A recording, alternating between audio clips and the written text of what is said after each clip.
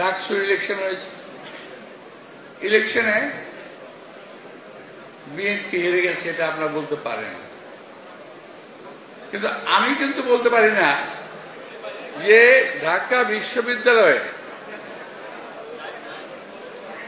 জামাতে ইসলামীর এত ভোট থেকে আসলো। আমার তো হিসেবে মিলে না ভাই। আমি বলতে চাই না জামাতকে আক্ষেপই করেছে, আমি বলতে চাই দেশে একটা গভীর ষড়যন্ত্রের আভাস পাচ্ছি আমি। কারণ আমরা যখন বিভিন্ন দল একসঙ্গে বসি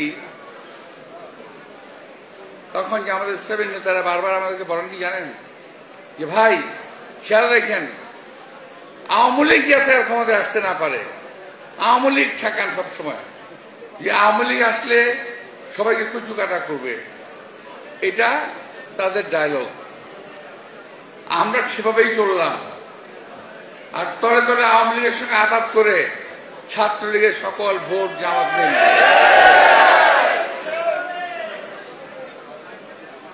বুঝতে পারছেন? এখন বিএনপির বিরুদ্ধে দেশে এবং দেশের বিরুদ্ধে এই দেশের বাইরে ষড়যন্ত্র হচ্ছে।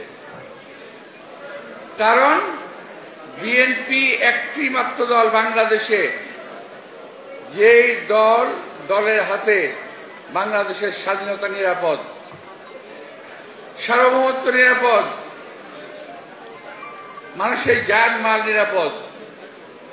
আপনি বলতে পারেন যে হ্যাঁ 5ই আগস্টের পরে তো বিএনপির লোকেরা অনেক অত্যাচার করতেছে ইত্যাদি ইত্যাদি, কথাটা সঠিক নয়। বিএনপির সঙ্গে আওয়ামী লীগ মিশিয়ে অপকর্ম করছে, আবার জামাতের সঙ্গে আওয়ামী লীগ মিলে অপকর্ম করছে, সমস্ত দোষ বিএনপির উপরে আসছে। আর বিএনপির ছেলেরা তারা কিছুই বোঝে না, তা আমি বলবো না, বুঝে তারা এই লোক সামাল দিতে পারে নাই হয়তোবা।